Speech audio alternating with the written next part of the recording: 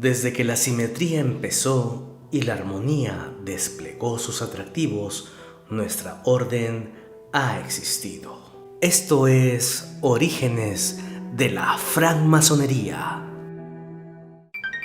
En un mundo donde olvidamos qué es lo profano y lo sagrado, se alzará siempre solitaria la estela del conocimiento y del saber entender. Yo soy el Hierofante.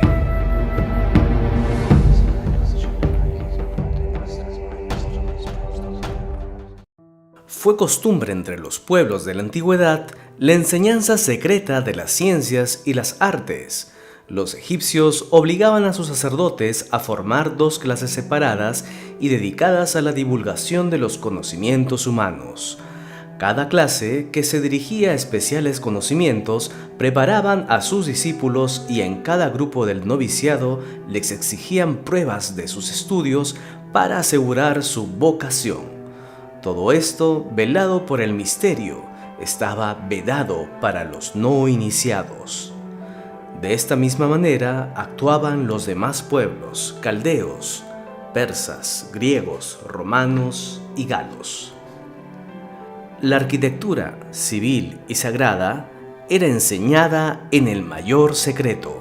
Sus lineamientos seguían los dictados de la geometría, su orientación, la astronomía y sus tipos emblemáticos eran tomados de la naturaleza como se ofrece a nuestros ojos.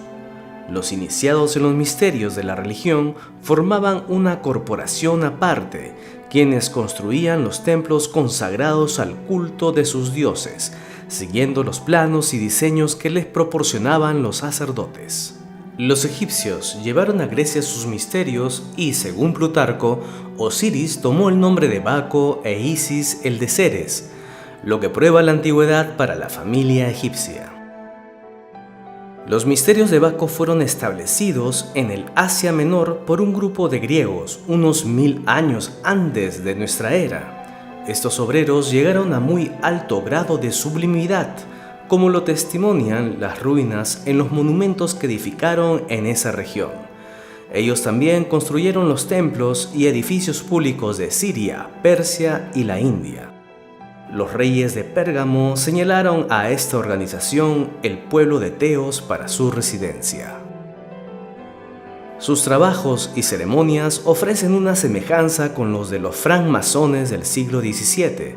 Tenían sus iniciaciones en los que conferían palabras y signos de reconocimiento. Sus comunidades estaban separadas como las logias, las que se denominaban colegios, sínodos, sociedades, con títulos como Corporación de Atalus, Compañeros de Esquima, etc. Cada una de estas era dirigida por un maestro, presidente o inspector. En sus ceremonias secretas se servían simbólicamente de los útiles de su profesión. Tenían banquetes y asambleas generales en las que otorgaban premios a sus más hábiles obreros. Los más ricos entre ellos debían socorro y asistencia a los indigentes y enfermos, y muchas veces se agregaban al número de la sociedad varias personas en calidad de protectores o miembros honorarios. Esta corporación, que estaba extendida en Egipto y Siria, debió también establecerse en la Fenicia, ya que era un país limítrofe y todos los pueblos de esa época en muchas cosas se imitaban. Con respecto a la Judea, se cree que tuvieron sus sociedades secretas antes que Siria, pues según la Biblia, los judíos de origen egipcio habían practicado en Egipto el oficio de masón, albañil constructor. Fueron estos los que construyeron el templo del rey Salomón en Jerusalén, que fuera dedicado a la gloria del Señor. Los masones judíos estaban ligados con organizaciones que se extendían fuera de la Judea. La Biblia los muestra confundiéndose con los masones tirios y fenicios, a pesar de la ordinaria repulsión de los israelitas hacia los extranjeros. La tradición masónica refiere que los obreros que contribuyeron a la edificación del templo se reconocían entre sí por medio de palabras y signos secretos, semejantes a los que empleaban los masones de otras comarcas. La unión de masones de los distintos pueblos se vio más ligada en Judea, como lo prueba la cooperación del rey de Tiro, que proporcionó obreros para el templo, y la del arquitecto fenicio Hiram, que dirigió los trabajos. La semejanza del genio alegórico de judíos, tirios y fenicios prueba, según Flavio Josefo, historiador judío romano, que el templo de Jerusalén fue construido bajo el mismo plano, con la misma idea y el mismo arquitecto que el templo erigido en honor a Hércules, el más célebre de los héroes de la mitología griega, y a Astarte, diosa del cielo entre los pueblos semíticos, existente en Tiro, ciudad de la antigua Fenicia. Existía además en Judea una antigua sociedad religiosa que se remontaba desde mucho antes de la construcción del templo, la que cooperó en la edificación de ese edificio y en el adorno de sus pórticos. Las comunidades esenias habitaron en la orilla oeste del Mar Muerto, en el desierto de Engedi, y conservaban con gran secreto sus enseñanzas y prácticas. Tenían sus grados de iniciación y, según Mead, debían vender sus propiedades y entregar el producto a los pobres. Ningún miembro era superior a otro, pues la autoridad era prohibida. Amantes de la paz se negaban a manejar armas o fabricarlas. Su ideal se cifraba en ser mansos y humildes de espíritu, ser puros de corazón y decir siempre la verdad. Los aspirantes eran sometidos a 3 años de prueba y después de su recepción los decoraban con un mandil blanco. Los terapeutas formaban una secta semejante a la esenia, diferenciándose únicamente, según dice Filo, en que estos se dedicaban a la vida práctica, mientras que los esenios aspiraban a llegar a las etapas superiores de la vida contemplativa. Las primeras informaciones que se conocen con respecto a formaciones de cuerpos directivos o controladores de la fraternidad se hallan en las llamadas constituciones góticas, nombradas así por hallarse escritas en caracteres góticos y según las cuales San Albán, el protomártir de Inglaterra y patrón celoso de la hermandad, obtuvo en el año 287 de manos del emperador Carausius permiso escrito o decreto para reunir los masones en un concilio general y darle el nombre de asamblea. Dicen las mismas constituciones que San Albán presidió la asamblea o concilio, instituyó masones y les dio cartas y reglamentos. De tal asamblea no se tienen noticias. Cuando los romanos abandonaron la Gran Bretaña, el progreso de la masonería fue descuidado. Las invasiones de los escoceses y pictos y la ignorancia de los sajones influyeron en ello. Con la introducción del cristianismo en Inglaterra, la masonería empezó nuevamente a florecer. En el año 557, San Agustín, apóstol de Inglaterra, fundador de la sede episcopal de Canterbury, fallecido en el año 605, acompañado de 40 monjes, tomó la masonería bajo su protección. Siendo él cabeza de la hermandad, se construyeron la antigua catedral de Canterbury en el año 600, la de Rochester en el año 602, la de San Pablo en Londres en el año 604, la de San Pedro en Westminster en el año 605 y muchas otras. Bajo el reinado de Alfredo el Grande, en el año 872, fue empleada la masonería en reedificar las ciudades y castillos que fueron destruidos por los daneses, y en el año 900 el rey confió la cautela de la hermandad a Etred, esposo de su hermana, y a Ethelward, príncipe de la sangre, como inspectores de la masonería.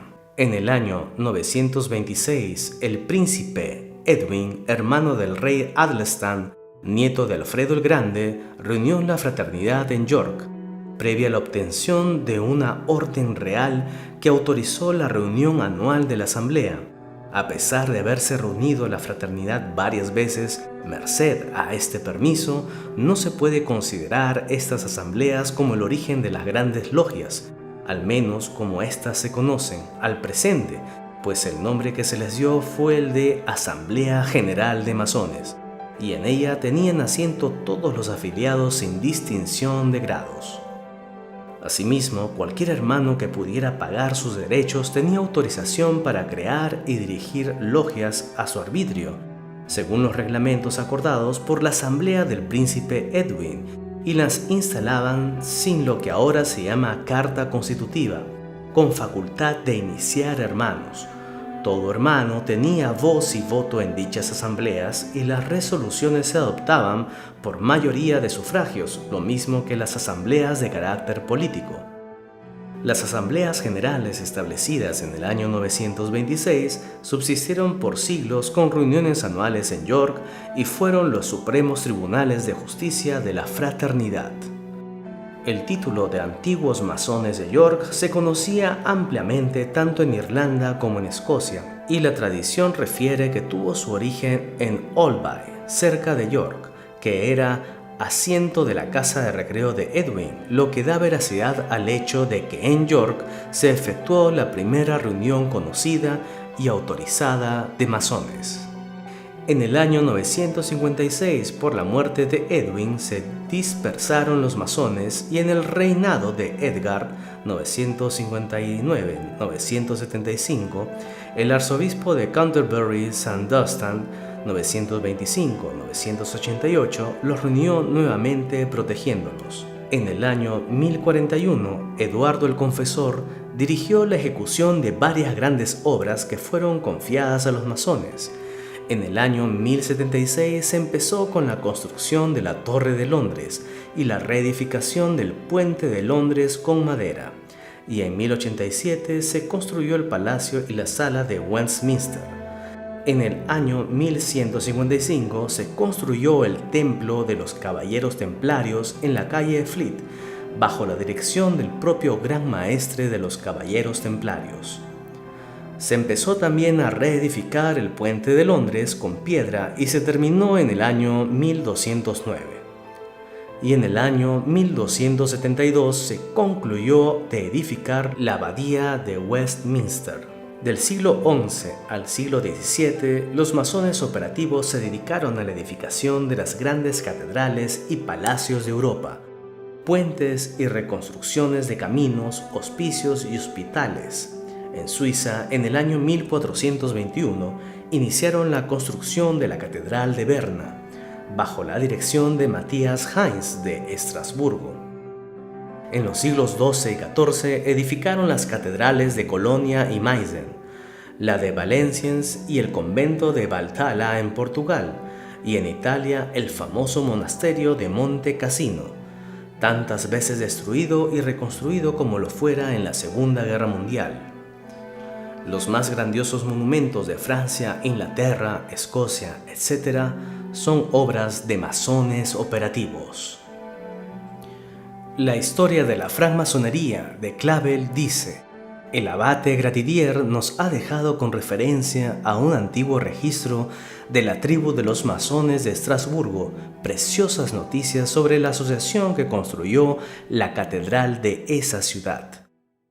Este edificio, empezado en 1277 bajo la dirección de Erwin de Steinbach, no se terminó hasta el año 1439. Los masones que la eligieron se dividían en maestros, compañeros y aprendices. El lugar donde se reunían se llamaban Hütte, casa pequeña, logia. Empleaban de una manera emblemática los útiles de su profesión y los llevaban consigo como insignias. Tenían por principales atributos la escuadra, el compás y el nivel. Se reconocían entre sí por medio de palabras y signos particulares. Los aprendices, compañeros y maestros eran recibidos en la sociedad con ciertas ceremonias en las que intervenía el secreto más profundo.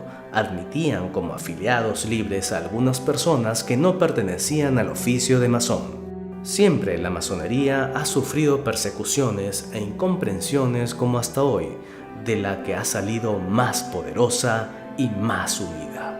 El 27 de diciembre de 1561, cuando la asociación celebraba su asamblea anual en York, bajo la presidencia de Thomas Sackville, gran maestro en aquella época, se supo que la reina Isabel, hija de Enrique VIII, y Ana Bolena, reina de Inglaterra, desde 1558 a 1603, Mal informada del objeto de la reunión, enviaba un destacamento de tropa para disolverla. El Gran Maestro y sus dignidades salieron a encontrarse con la fuerza armada y pudieron conseguir de los oficiales que la mandaban que suspendieran la ejecución de sus órdenes hasta que se cerciorasen por sí mismos si la asamblea era tan criminal como la reina suponía. Introducidos a la logia, fueron persuadidos con su consentimiento a la iniciación masónica. Asistieron enseguida a la deliberación de la Gran Logia y, asegurados de cuanto tenía lugar de estas reuniones, se apresuraron a comunicárselo a la reina Isabel con tal entusiasmo y en términos tan favorables que Isabel no solo renunció a perseguir a los masones, sino que tomó bajo su protección a la sociedad. En el año siguiente, quinto de su reinado, expidió un nuevo decreto derogando el edicto contra los masones del año 1425. A principios del siglo XVII se encuentra ya a la sociedad masónica en la Gran Bretaña con su carácter y objetivo primitivo. Componíase entonces, como anteriormente, de obreros constructores ligados entre sí por el secreto y el misterio, emprendiendo todos en común la construcción de edificios públicos. Sus miembros gozaban de un poder discrecional para reunirse en logias en las cercanías de todo edificio empezado, con la aprobación del maestro que dirigía la obra. No existía aún la menor idea de investir a los venerables e inspectores de las logias reunidos en Gran Logia, ni al mismo Gran Maestro el derecho de expedir patentes de constitución a otras congregaciones especiales de hermanos, como autorizándolos para reunirse en ciertos lugares bajo determinadas condiciones. Ninguna restricción coartaba la libertad de asociación. Los hermanos no estaban sometidos individualmente más que a la ejecución de ciertos reglamentos sobre objetos de interés común o disciplina interior, que acordaba la asociación reunida en Asamblea General, una o dos veces al año, sin extender la autoridad del Gran Maestro más allá de las puertas del recinto, donde se reunía la congregación cuando una logia se había establecido en un lugar cualquiera y por un tiempo determinado. Solamente una testificación de los hermanos presentes, inscritos en los registros de las actas o trabajos, era a sus ojos una prueba suficiente de la regular constitución de ella. Aunque todos los miembros de la asociación eran masones prácticos, esto es, artesanos, iniciaban en sus misterios a personas de diferentes profesiones cuya cooperación podía darles alguna utilidad. Así, por ejemplo, en 1641, la logia titulada La Capilla de María en Edimburgo inició a Roberto Moray, cuartel maestre general del ejército escocés, al sabio anticuario Elias Ashmole, de posterior influencia decisiva en el destino de la orden, llamado el Padre del Ritual, y al coronel Mainwaring de Kettingham, los cuales fueron admitidos en la sociedad en 1646 en Warrington del condado de Lancashire. Del mismo modo y por igual razón fueron admitidos por los masones el 11 de marzo de 1682 el caballero William Wilson y otras personas de distinción quienes asistieron al banquete con que terminó la sesión. El título de masón que recibían las personas extrañas al oficio era tan solo honorífico y no les daba ningún derecho a los privilegios que gozaban los verdaderos obreros. Designábase a estos agregados con el nombre de aceptados masones o masones agregados. En este año, 1682, la Logia de San Pablo en Londres, hoy la Antigüedad número 2, acordó una decisión que cambió enteramente la faz de la sociedad, decretando lo siguiente: los privilegios de la masonería no serán en lo sucesivo patrimonio exclusivo de los masones constructores. Cualquiera otra persona, aunque sea de diferente profesión, tendrá derecho a optar a ellos con tal que sea regularmente aprobada e iniciada en la orden. Si es verdad que Edwin en el año 926 llevó a cabo la primera gran reunión de masones en York con el fin de agruparlos en una sola asociación, su deceso y la falta de un hombre fuerte para mantener esa unión fue la causa de continuas, si no divisiones, formaciones aisladas de logias y cambios constantes de protectores. Es por esto que la decisión tomada por la Logia San Pablo fue de gran importancia para la masonería al acordar que cualquier persona podía ingresar a ella siempre que fuera aprobado e iniciado en la orden, lo que llevaría a la institución fuerza, cohesión y selección. Hay que aceptar que lo fundamental de esta decisión es que sienta las bases inconmovibles para que 35 años después la orden masónica se transforme de operativa en especulativa.